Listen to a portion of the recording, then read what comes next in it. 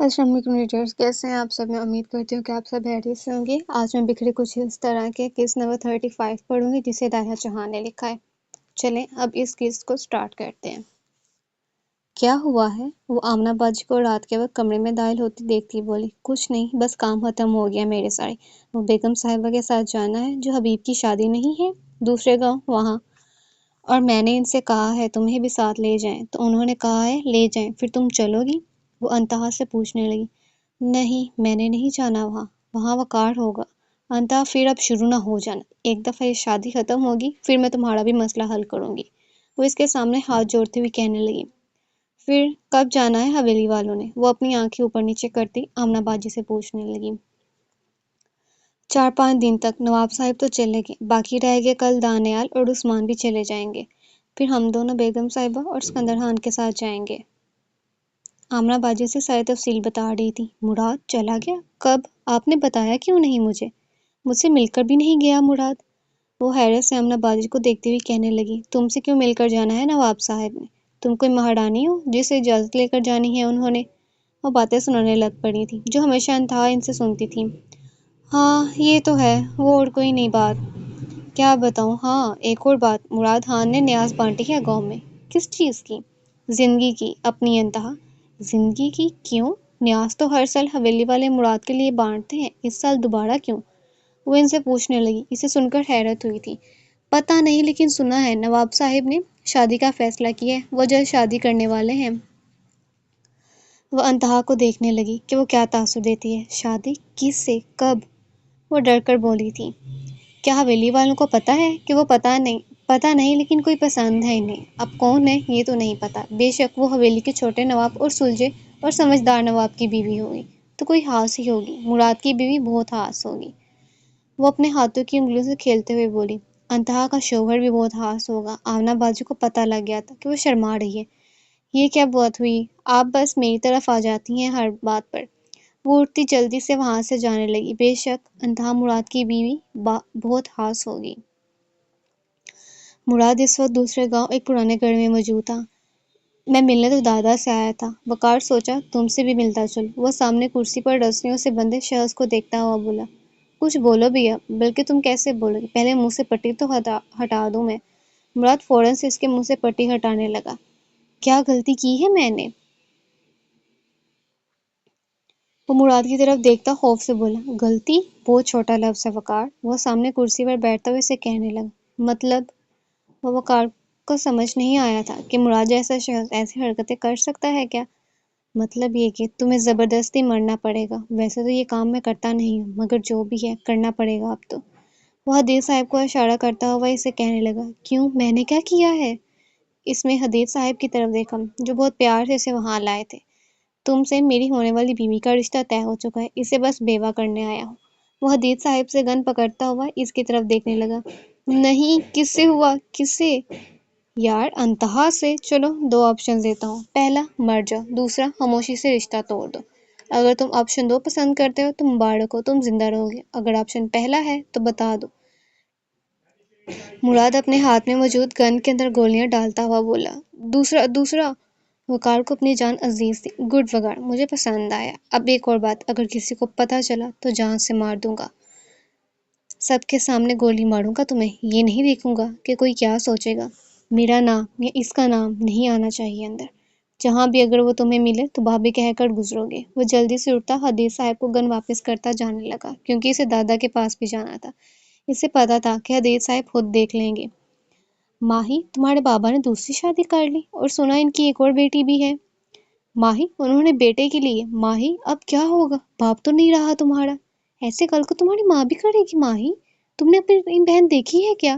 کیا یہ سچ ہے تمہارے باپ نے دوسری شادی کر رکھی ہے؟ ماہی، تمہاری ایک بہن بھی ہے، میں نے سنا تمہاری ایک چھوٹی بہن ہے۔ چہرہ نم ہو رہا تھا، بھیگ رہا تھا۔ ماہی، اب تمہاری سوتیلی ماں بھی آ جائے گی، تم کہاں جاؤ گی؟ ماہی، انہوں نے بیٹے کے لیے، کاش تم بیٹا ہوتی۔ ماہی، تمہاری ایک سٹیپ سسٹر ہے کیا؟ ماہی، ماہی ہوش کرو۔ بند آنکھیں ایک دم سے کھل کر بیٹھ گئی، اسے یقیناً ایک خواب آیا تھا۔ ماہی نے اپنے چہرے پر ہاتھ پھیرا جو پسینے کی وجہ سے گیلا ہو چکا تھا۔ ماضی کی فلم چلی تھی ایک بار پھر سے۔ وہ جلدی سے اپنے بستر سے اٹھتی، شیشے کے سامنے جانے لگی۔ شیشے کے سامنے کھڑے ہوتے ہی اس کی نظر فوراً اپنے چہرے پر پڑی۔ کیا ہوا ہے ماہی؟ خواب تھا۔ خواب نہیں تھا ماہی، حقیقت تھی۔ ماہی، تمہاری زندگی کی حقیقت۔ تمہارے باپ کی ایک اور بیوی تھی اور تمہاری ایک بہن بھی۔ کون ہے وہ جس کو میرے باپ نے پیار دیا اتنا کہ ہمیں چھوڑ دیا؟ دوسری بیوی سے بھی تو بیٹی ہوئی تھی، پھر اسے کیوں ذلیل نہیں کیا؟ کیوں میرے باپ نے میری ہی کیوں؟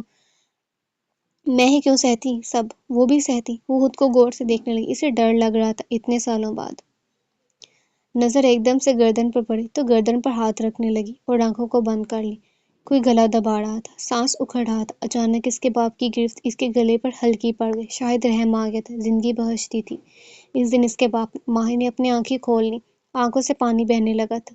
ظلم پر ظلم ہوا تھا۔ اس نے ایک اوار پی، پھر اپنی گردن کو دیکھا، پھر اس گردن پر جھکتے انسان یاد آیا تو روح کانپ اٹھی۔ وہ جلدی سے بیٹھ کے سائڈ ٹیبل کی طرف بھاگی، وہاں پڑا پانی کا جگ اپنے غلق میں اتارنے لگی۔ کچھ نہیں ہوا، اللہ ہے نا، وہ کچھ غلط نہیں کرے گا میرے ساتھ۔ بس اتنا امتحان تھا، بھول جاؤ اپنے باپ کو، ان کی دوسری بیوی کو، اپنی بہن کو۔ میں نے تو دیکھا ہی نہیں، اسے پھر کیوں سوچوں؟ وہ کون ہے، کیا ہے؟ مجھے اپنی بہن کا سوچنا نہیں چاہیے؟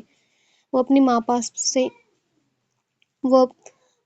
پاس صحیح ہوگی۔ ماہی بٹ پر بیٹھ گئی، دل کو درد اٹھ رہا تھا۔ وہ فوراً سے آیت الکرسی کا ورد کرنے لگی کہ اچانک ایک فکرہ کان سے ٹکرانے لگا۔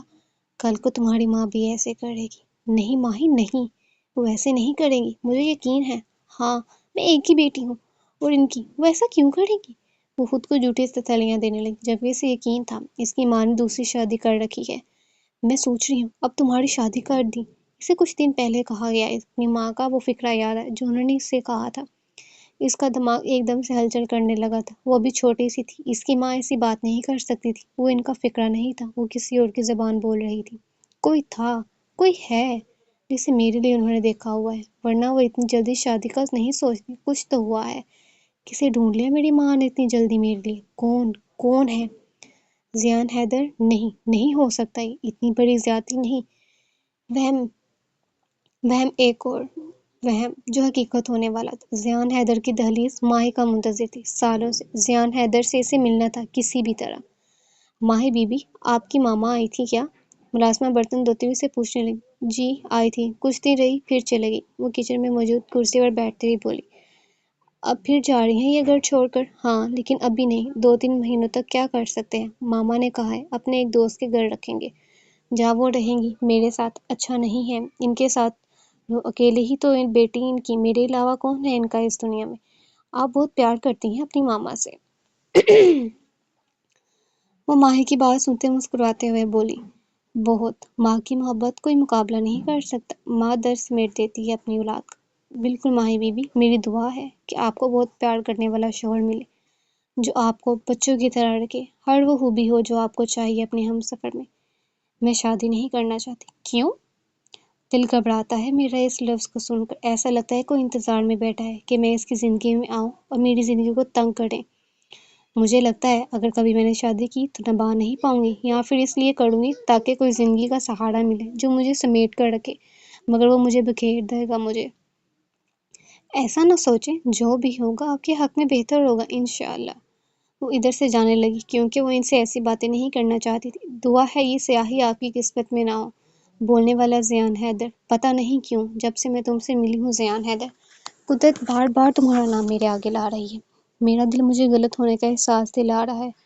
میں اپنی مرضی کی مالک ہوں، میں مر جاؤں گی مگر تمہارے ساتھ نہیں رہوں گی ایک چاہت طرح۔ اس نے اپنے ہاتھ میں پکڑا فون دیکھا، پھر کچھ سوچتے اپنی ماں کا نمبر ملا ڈالا۔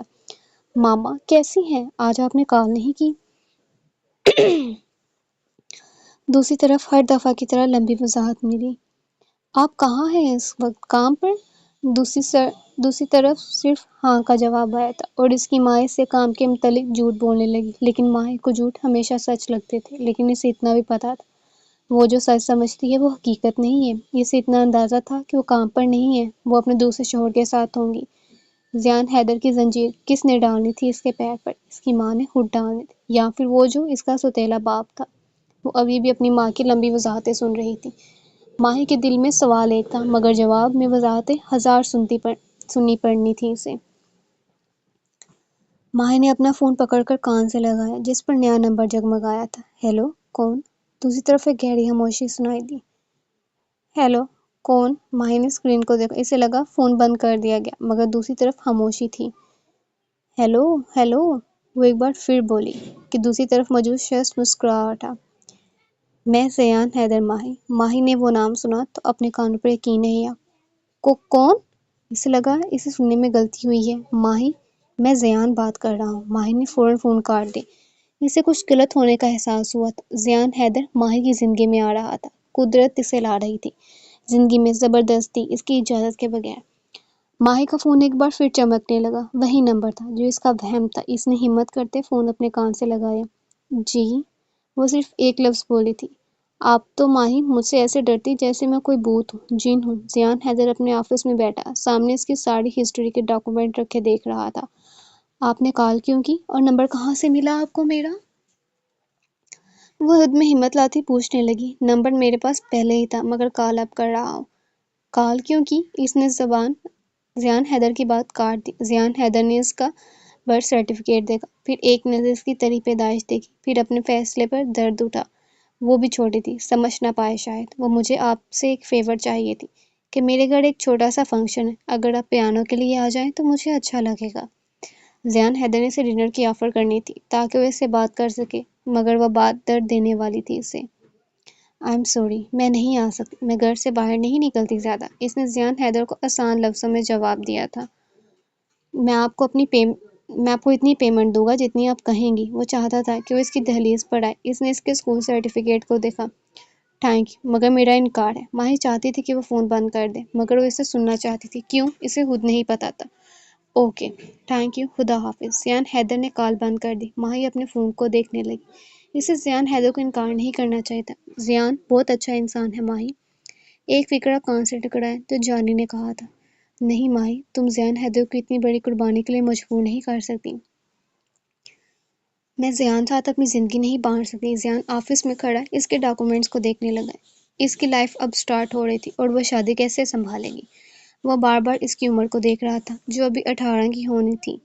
वो कैसे संभालेगी ये घर को? वो बहुत छोटी है ज़ियान, समझदार भी नहीं है, वहमी भी बहुत है। कैसे वो एक रिश्ता लेकर चलेगी तुम्हारे साथ? मैं क्या करूं? मुझ पे शादी का बहुत प्रेशर डाल चुका है। माही 2 महीनों बाद 18 की हो जाएगी। ज़ियान अपने बाप का कहा गया फिक्रा ज़हन में बार बार टकराने लगा। माही, मैं कोशिश करूंगा तुम्हें कोई तकलीफ ना मिले, लेकिन मैं अपनी मोहब्बत और अपने फैसले के आगे बेहद मजबूर हूँ। जो भी तुम्हारे साथ करूंगा बेहतर करूंगा। मैं यही चाहूंगा तुम्हें कभी मुझसे तकलीफ ना हो।